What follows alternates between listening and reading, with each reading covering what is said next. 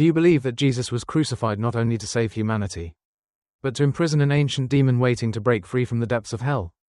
The ancient whisper. They say the earth itself remembers what humans choose to forget. Long before the first city was built, before kings and empires rose from the dust, there was something older than light, older than time itself. It was not a god, nor a man, but a hunger, a vast, endless hunger that devoured everything it touched. People called it many names: the devourer, the serpent of shadows, the nameless one. It was not born of creation. It was the fracture in creation. When heaven stretched its hands to sculpt the world, this shadow rose with it, a crack in the foundation of all things. Where there was love, it planted hatred. Where there was trust, it sowed betrayal. And where there was life, it whispered of death. The ancient scriptures, those that never made it into the holy canon, spoke of a time when this darkness nearly consumed the newborn earth. Whole tribes vanished, oceans trembled, the sky itself split open, raining fire upon the lands. Angels descended, not to guide, but to battle, and they did not fight men, but something that wore men like cloaks, something that hollowed them out until their eyes were black and their souls were ash. It took the will of the Creator to bind that thing, not destroy, for the shadow could not be destroyed, but bind. Chains of light were wrapped around its essence, forged from sacrifice and sealed deep beneath the world, in caverns no human eyes would ever see. For generations, people thought the world was safe. The chains held, the shadow was silent, empires rose, fell, and rose again. Humanity forgot, but heaven never forgot. Signs began to appear, faint at first. The soil in some lands grew barren overnight. Though the rain had fallen, infants were born with eyes too dark, staring as though they had lived 1,000 lives already. At the edges of dreams, men and women awoke screaming, saying they had seen a shape with no face but a mouth. Always hungry, always whispering. Soon, the priests could not explain it.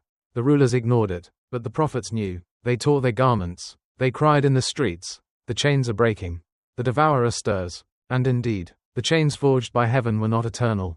They were strengthened by something greater than metal or fire. They were held together by love, by sacrifice, by obedience to the Creator's will. As humanity strayed further and further into greed, bloodshed, and corruption, the bonds weakened. It was as though every lie spoken, every innocent slain, every act of cruelty struck a hammer against those chains. And one by one, unseen in the depths, links of holy light began to fracture. By the time Rome ruled with iron across the world, the shadow was already seeping back into men's hearts. War was endless. Slaves cried out beneath the lash. Even the priests of the temples grew rich from offerings while the poor starved outside their gates. Darkness was not simply outside, it was everywhere. And in the silence beneath the earth, the devourer smiled, but heaven had prepared a counter to the shadow long before it stirred. A weapon, but not a sword, a seal, but not of iron, for the devourer could only be contained again by one thing, the blood of the innocent. Willingly given, the greatest light, poured out freely, would weave new chains, stronger than the old, and so the world waited for the appointed hour. A child was born in obscurity, far from thrones and palaces, far from the eyes of emperors, born to a carpenter's home, among the cries of animals and the smell of straw. Few saw it then, but all of heaven knew. This was the one. He grew not as a prince but as a servant. He healed the sick, spoke to the broken, lifted the forgotten, and everywhere he went, the shadow recoiled. The demons, the servants of the devourer, screamed and begged when he drew near. They knew him, they knew what he carried. But the world did not. And so, while the people cheered for bread and spectacle, while kings squabbled over borders, while armies marched in the name of power, a darker story unfolded beneath their feet. The chains that bound the devourer cracked louder. The whispers grew stronger. The world was sliding toward ruin, though few could see it. Only one did, and he knew what must come. The shadow could not be destroyed. It could only be sealed again. But this time, the price would not be angels or altars. This time, the seal would be forged through his own body, through blood, through suffering, through a cross of wood. And when that day arrived, the world would think it was witnessing a simple execution. But in truth, it would be watching the opening battle of a war that had begun before time itself. The path of the chosen one. The child of the carpenter grew into a man unlike any other. He did not carry a sword, nor did he sit on a throne. And yet, when he walked among the people, something unseen stirred. The sick were healed, the blind opened their eyes, and those tormented by voices within their skulls suddenly fell silent. Free for the first time in years. The crowds whispered, "Who is he? A prophet? A teacher? A king?" But the demons knew. When he entered their towns, they screamed through the mouths of men and women, voices twisted and broken. "What do you want with us? Son of the Most High? Have you come to destroy us before the time?" Before the time. Those words were not random. They revealed the secret only spirits knew. There was an appointed hour.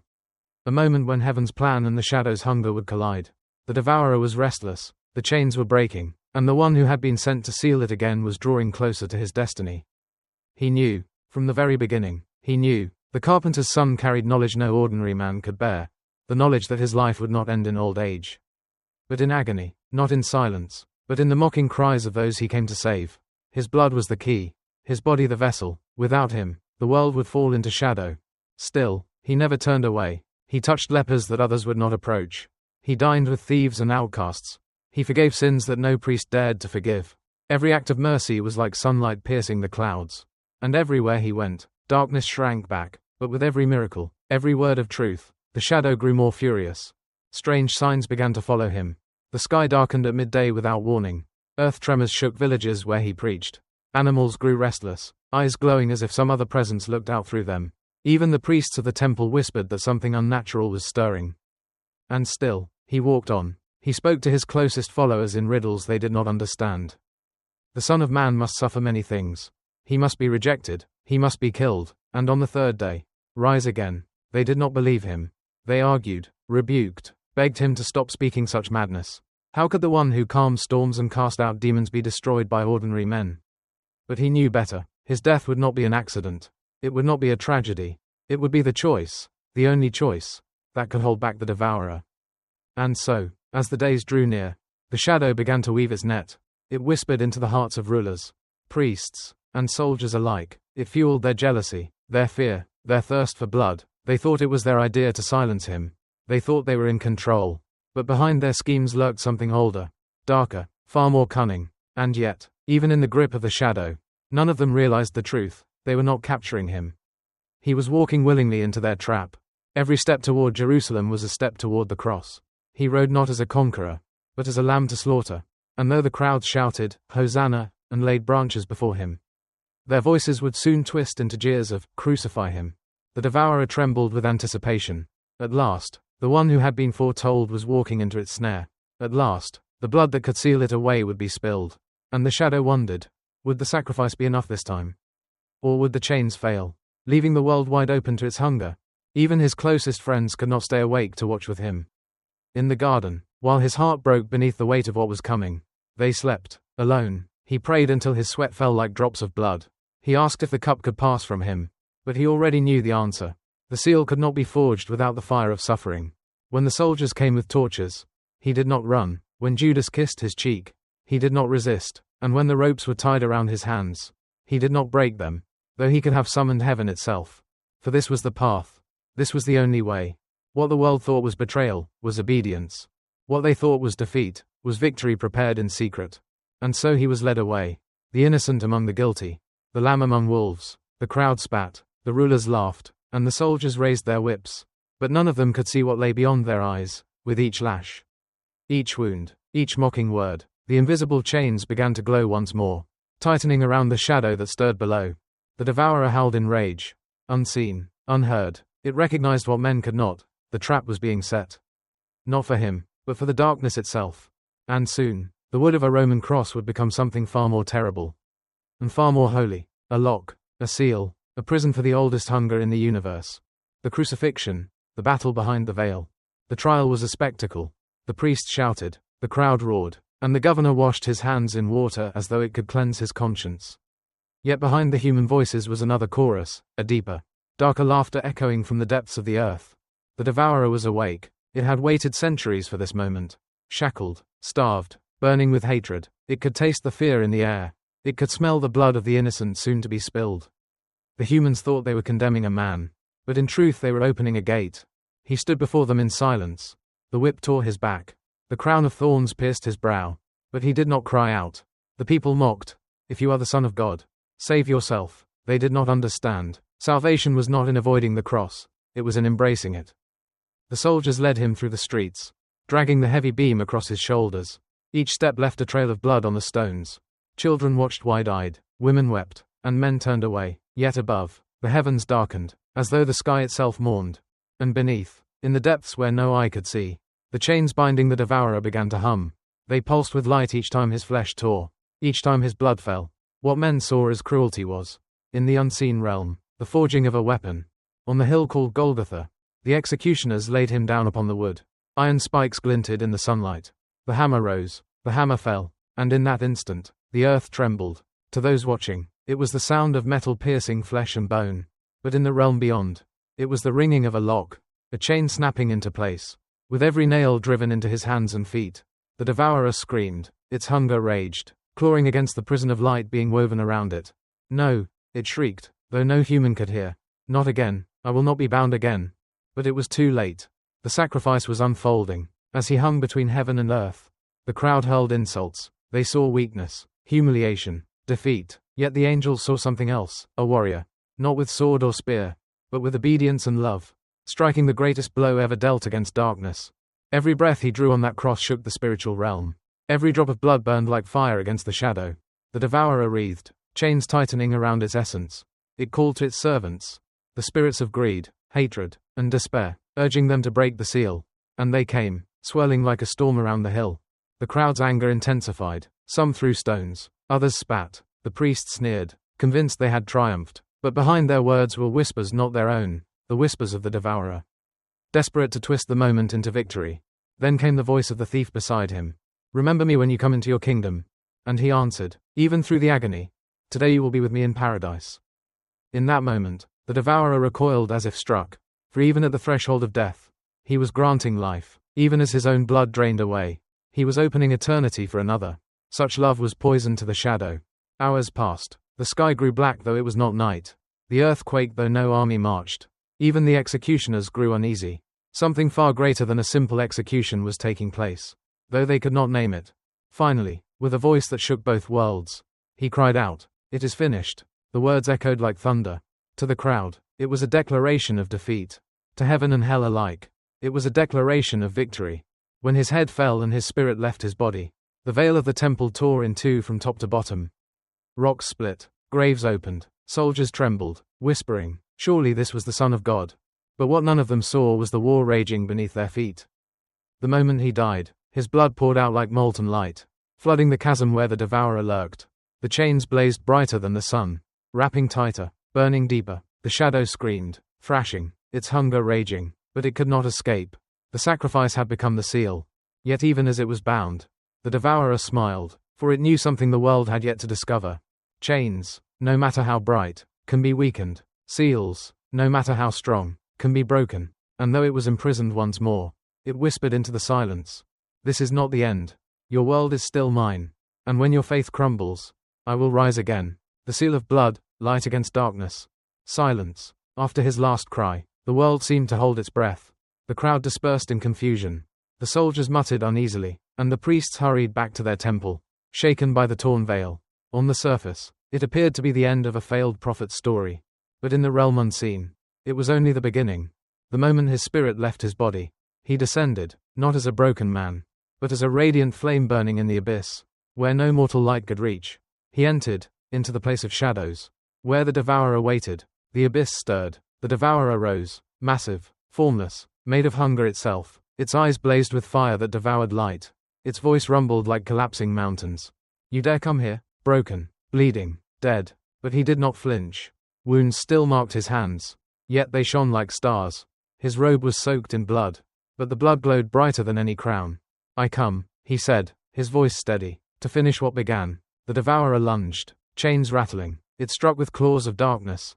But each strike met resistance, not from steel, but from truth. Every act of obedience he had lived, every word of mercy he had spoken, became a wall the shadow could not pass. The abyss trembled as the battle began.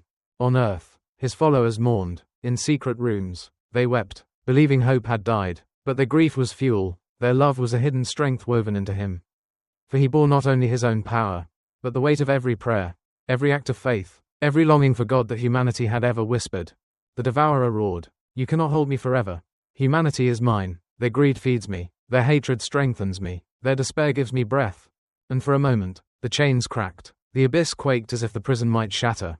Darkness spread like waves, clawing toward the surface. But he raised his pierced hands. Blood poured forth, not dripping, but flowing like a river of light. It filled the chasm, burning the shadow with a fire it could not endure. "It is my blood that seals you," he declared. "It is my sacrifice that binds you." The chains tightened. glowing red-hot, sinking deeper into the Devourer's essence.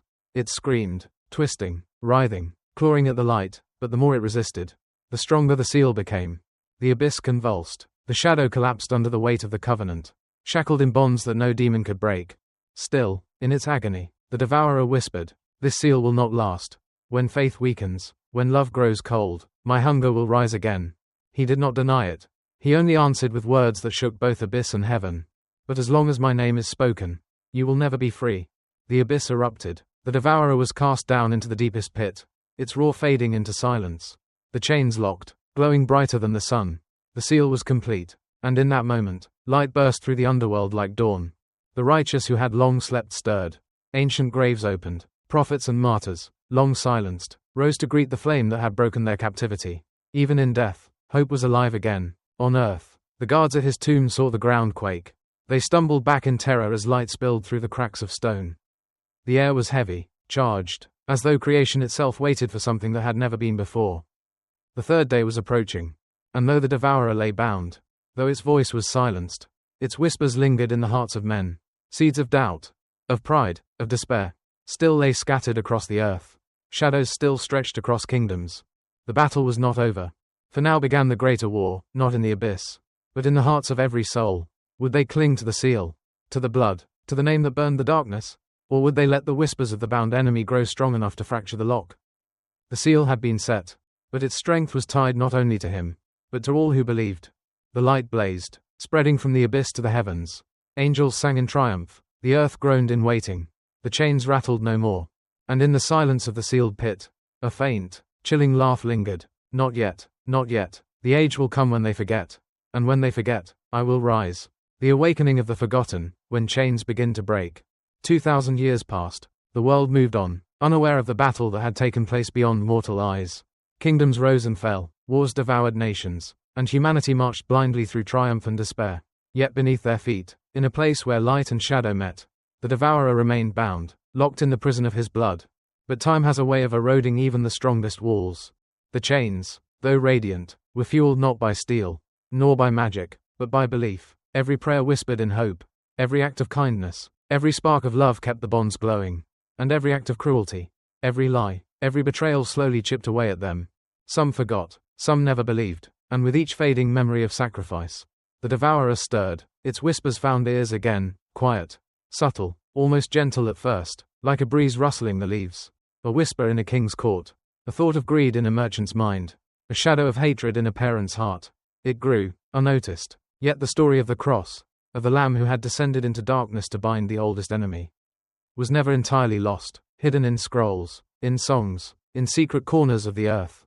It lived on, a reminder that the seal was not eternal on its own. It depended on humanity's faith, humanity's vigilance, and then the signs began again. Storms that could not be explained, shadows creeping where no light should reach, a chill in the hearts of men that no fire could warm. Those who had eyes to see whispered warnings. The chains were weakening. It was not yet the end, but the Devourer was awakening. In a quiet village, a child prayed before a small wooden cross. Her hands were small, but her faith was fierce. Though the world around her had grown cynical and cold, she believed, and as her whispered words reached into the heavens, the chains pulsed once more. The seal shimmered brighter, stronger, and for a moment, the darkness faltered. It was proof that even in a world drifting toward shadow, even when hope seems lost, the light forged by sacrifice still burns. But the warning remained clear. The Devourer, though bound, had promised it would rise again. And history had shown that humans are forgetful creatures. Pride, greed, hatred, despair, these are the keys it seeks to exploit. The cross still stood, the tomb remained empty, and the story of his blood endured. The seal, though invisible to most, held a cosmic truth. The fate of the world is intertwined with the choices of its people. Faith is not passive, it must be lived, guarded, and renewed. So the question lingers, even now, will humanity remember the cost? Will they honor the sacrifice that keeps the oldest evil locked away? Or will they let shadows creep, slowly eroding the chains, until the Devourer is free once more?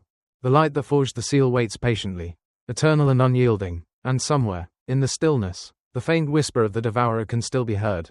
I am bound, but not defeated. And when they forget, I will rise. The story ends for now, but the war continues, and in every heart that dares to hope, that dares to believe, the seal grows stronger. The Lamb's sacrifice is not just a memory, it is a living force. a warning, and a promise, that even in darkness, light will fight, and even in despair, faith can endure. And so the tale is left to you, to all of us, to remember, to believe, and to keep the chains unbroken, until the end of time. The story of the cross, of the Lamb who descended into darkness to bind the devourer, is not just a tale of the past. It is a warning, a reminder that the battle between light and shadow continues, in the world. And within each of us. Faith, hope, and love are not passive, they are the chains that hold back the oldest evil. And the world, though it moves on, will always need those who remember, those who believe, those who dare to shine in the darkness.